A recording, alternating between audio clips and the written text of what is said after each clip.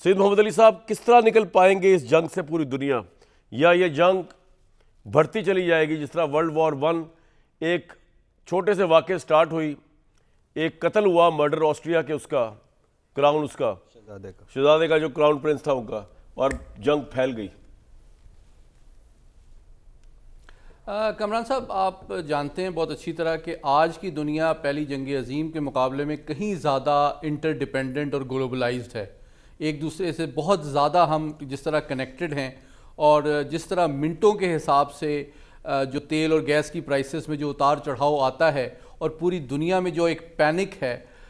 وہ اس بات کا ثبوت ہے کہ آج کی دنیا جو ہے اس کشیدگی اور تنازع سے کہیں زیادہ متاثر ہو رہی ہے پہلی یا دوسری جنگ عظیم میں۔ آپ دیکھیں پہلی دوسری جنگ عظیم میں یہاں سے لوگ اگر لڑنے بھی جا رہے ہیں تو آپ ٹھیک ہے، آپ کو پتہ چلا ایک صاحب جو ہے وہ ہلاک ہو گئے یا جاں بحق ہو گئے یا نقصان ہو گیا، لیکن آج کی دنیا میں جو اکانومی کا امپیکٹ ہے، انرجی کا امپیکٹ ہے،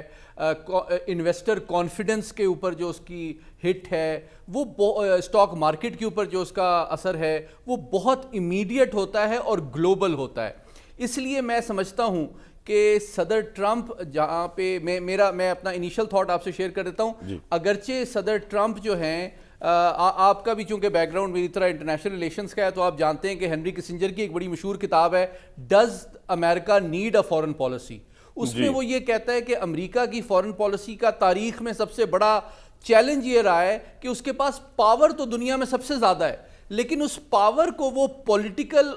گین میں کنورٹ نہیں کر پاتا، چاہے وہ ویتنام ہو، چاہے نکاراگوا ہو، چاہے کوئی عراق ہو، چاہے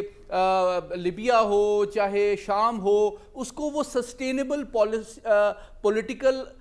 گین میں کنورٹ نہیں کر پاتا۔ ہارڈ پاور تو اس کے پاس تاریخ میں انسانیت کی سب سے زیادہ ہے، اور یہی پرابلم میں سمجھتا ہوں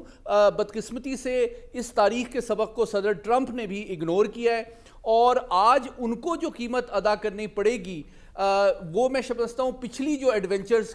پچھلے امریکی صدور نے کی تھی اس کے مقابلے میں کہیں زیادہ ہوگی، اور اس کی دو بنیادی وجوہات ہیں۔ ایک تو آپ جانتے ہیں، نہ وہ کانگریس کے پاس گئے، نہ وہ نیٹو کے پاس گئے، نہ وہ سیکیورٹی کاؤنسل کے پاس گئے، اور اب وہ پھنس گئے ہیں وہاں پہ گلف آف ہرمز میں جانے کی ان کو ہمت نہیں ہو رہی، تو اب وہ باقی نیٹو کو بلا رہے ہیں اور وہ بھی ان کو ہری جھنڈی دکھا رہے ہیں۔ تو بات یہ ہے کہ دس از اے لونلی وار فار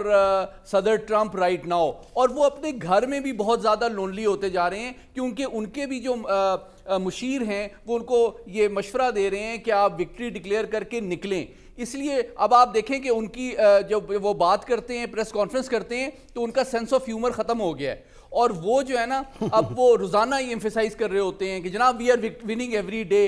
دیکھیں وہ ڈسٹرکشن تو ایران کے اوپر بہت زیادہ لا رہے ہیں، لیکن اس ڈسٹرکشن کو وہ رجیم چینج میں یا بالکنائزیشن میں یا ان کے ایٹمی صلاحیت یا اس کے ایٹمی ارادے کی مکمل دیرپا خاتمے میں کنورٹ نہیں کر پاتے۔ اور آخری بات جو آپ نے بوٹس آن گراؤنڈ کی بات کی،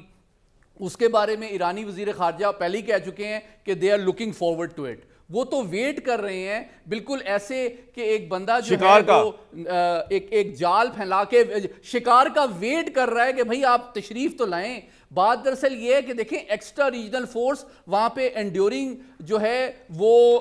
وار نہیں لڑ سکتی۔ ایک میں آپ کو ایک چھوٹا سا واقعہ بتا دوں، میں جب آپ کو یاد ہے ہیلمنڈ پروونس میں افغانستان میں سب سے زیادہ ہیوی فائٹنگ تھی، اور برطانیہ کی فوجیں جب وہاں پہ آئی تھیں، تو میں نے جو برطانوی جنرل تھے ان سے انٹرویو کیا تھا آج سے 22 سال پہلے۔ میں نے ان سے پوچھا تھا یہ جنگ تو امریکہ کی ہے، آپ یہ برطانوی فوجوں کو اسپیشل ایئر سروس SAS کو لے کے یہاں کیوں آ رہے ہیں؟ تو انہوں نے مجھے آف دی ریکارڈ